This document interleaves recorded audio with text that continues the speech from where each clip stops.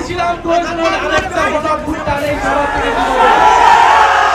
আমরা জানি তারা বিদ্যুৎ বন্ধ করে এখানে ককটেল ফুটিয়ে এনসিপির পদযাত্রাকে ঠেকাতে চেয়েছিল। আমরা বলবো স্পষ্টভাবে প্রশাসনের গাফিলতি, প্রশাসনের সহায়তায় আজকের এই পদযাত্রাকে এখানে ককটেল বিস্ফোরণ করা হয়েছে। আমরা এই সরকারকে, এই স্বরাষ্ট্রমন্ত্রীকে হুঁশিয়ার বলতে চাই, প্রধানমন্ত্রী বলতে চাই, খেলতে চান রক্ত নিয়ে খেলা হবে। আমার ভাইয়ের রক্তের রঞ্জিত হয়েছে সবাই।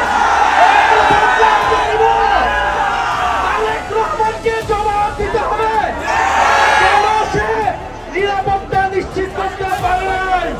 প্রধানমন্ত্রী সাহেবকে জবাব দিতে হবে, নিরাপত্তা নিশ্চিত করতে পারে নাই।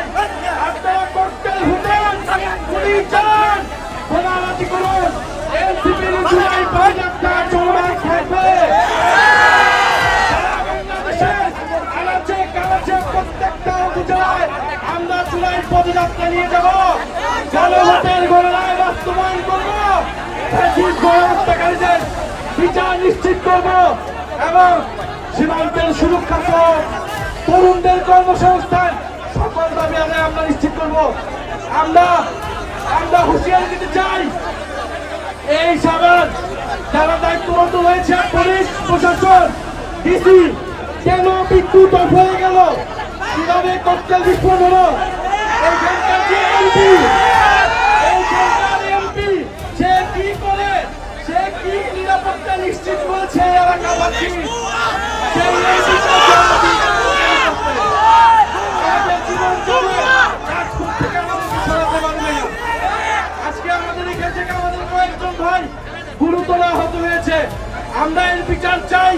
যদি দ্রুত সময়ের মধ্যে এই তদন্তের বিচার নিশ্চিত না করা হয়, তাহলে এখানকার স্থানীয় প্রশাসন এবং এমপি তাকে জবাবদিহিতার আওতায় আমরা এনসিপির পদযাত্রা চলমান থাকবে। যত ভয়, ভীতি, বোমাবাজি, ককটেল সবকিছুকে উপেক্ষা করে আমাদের পদযাত্রা চলমান থাকবে এবং স্পষ্ট আজকের এই ককটেল বিস্ফোরণ, বোমা বিস্ফোরণ প্রশাসনের সহায়তায় হয়েছে। কেন বিদ্যুৎ বন্ধ করে দেওয়া হয়েছিল, বিদ্যুৎ বন্ধ করে দিয়েছিল, স্পষ্টভাবে আমাদেরকে খুন করার পরিকল্পনায় এখানে বোমা বিস্ফোরণ করা হয়েছে। আমাদের বিচার চাই, কোন সন্ত্রাসীর ঠিকানা এই সাভারে হবে না। যারা গণহত্যাকারীদেরকে প্রশ্রয় দিবে, যারা সন্ত্রাস চাঁদাবাজি খুনিদেরকে প্রশ্রয় দিবে, যারা দুর্নীতিবাজকে প্রশ্রয় দিবে, তাদের পরিণতি ফ্যাসিস্ট আওয়ামী লীগের মতো হবে। ভাই, আমি এনসিপি প্রোগ্রাম চলতেছিল, আমি ওইখানে ছিলাম। তো আমি প্রোগ্রাম সার্জিস ভাই যখন কথা বলতেছিল, তখন হঠাৎ করে তীব্র এক আওয়াজ, বোম, কি যেন বোম মারছে। তো হঠাৎ করে দেখি যে আমার পা ধোঁয়ায় অন্ধকার হয়ে গেছে।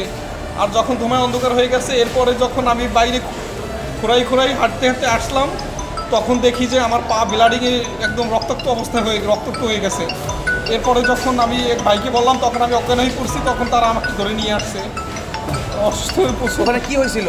ওখানে এই এনসিপি প্রোগ্রাম চলতেছিল। আর এই প্রোগ্রাম চলাকালীন যখন সার্জিস ভাই বক্তব্য রাখতেছিল, আমি শুনতেছিলাম। ইন দ্য মিন টাইম হঠাৎ করে বিকট আওয়াজ, কি যেন বোম মারছে। বোম মারার পরে ধোঁয়ায় সবাই অন্ধকার, সবাই চিৎকার চেঁচামেচি দৌড়াদৌড়ি শুরু করছে। এরপরে আমার কোনো হুঁশ ছিল না। আমি কোনোভাবেই বাইরে বের হয়ে দেখি যে আমার পা রক্তাক্ত অবস্থায় ব্লাডিংয়ে একদম লাল হয়ে গেছে। পরে আমি কান্নাকাটি করতেছিলাম। আমাকে কিছু সাংবাদিকরা, কিছু ওখানকার মানুষরা আমাকে ধরে আমার এনাম মেডিকেল কলেজে নিয়ে আসছে। আমার বাম পাটা পুরো অপাস হয়ে গেছে, পুরো ব্লাডিং হয়েছে ভাই অনেক। আমি পুরো অপাস হয়ে গেছে।